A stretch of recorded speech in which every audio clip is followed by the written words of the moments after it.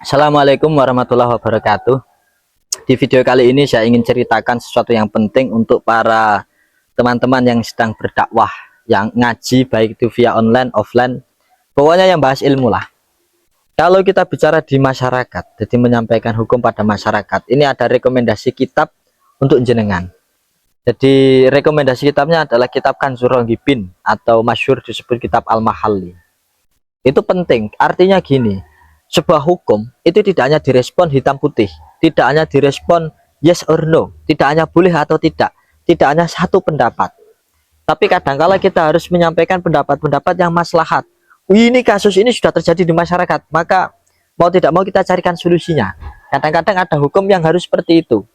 Nah, ini yang paling enak rujukan kitab untuk menyelesaikan masalah-masalah seperti itu adalah kitab Kanzur Raghibin atau masyhur disebut kitab Al-Mahalli, syarahnya Minhajul Thalibin. Minhajul Thalibin itu ya yang ngarang Imam An-Nawawi, kalau Al-Mahalli itu ya Imam Mahalli. Kemudian disarai lagi ada Qulubi, ada Umairah. Nah, itu penting saya sampaikan, penting saya rekomendasikan. Artinya apa? Akibat orang tidak tahu usulul fikih, tidak mengerti usulul fikih, pengetahuannya hanya satu, ini akan gampang-gampang menyalahkan orang lain. Nah, usulul fikih ini juga nanti dipadukan dengan kitab tersebut, dengan kitab Al-Mahalli itu yang kaya akan perbedaan, pembahasan-pembahasan tentang perbedaan. Jadi cara mengolahnya gitu caranya. Jadi tidak hanya lebih tok, tidak hanya itu saja, tidak hanya Al-Mahalli saja, tapi ya dikembangkan pakai usulul fikihnya. Paham ya? Nah, kemudian yang paling penting lagi saya sampaikan adalah kalau kita untuk diri sendiri itu supaya mengamalkan pendapat-pendapat yang kuat, yang tidak mungkin salah, dalam artian yang kemungkinan salahnya itu minim, sedikit. Itu kalau untuk diri sendiri.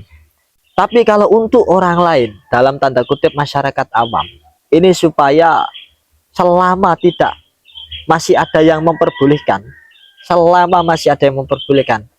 ini jangan sampai menyalahkan. Jadi selama masih ada yang memperbolehkan, jangan sampai nahi mungkar. Artinya apa?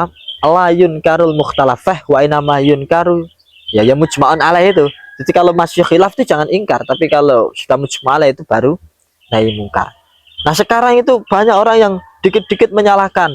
Bagaimana hukumnya rokok? Pertanyaan yang dalam tanda kutip dia itu ingin menyalahkan, terutama di saat ngaji, di saat bahas ilmu.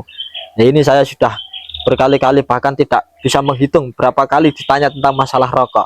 Sekali lagi, urusan rokok tidak hanya masalah pendapat, tapi pendapatan. Kalau pendapat ya khilaf gitu sajalah, tafsil gitu sajalah.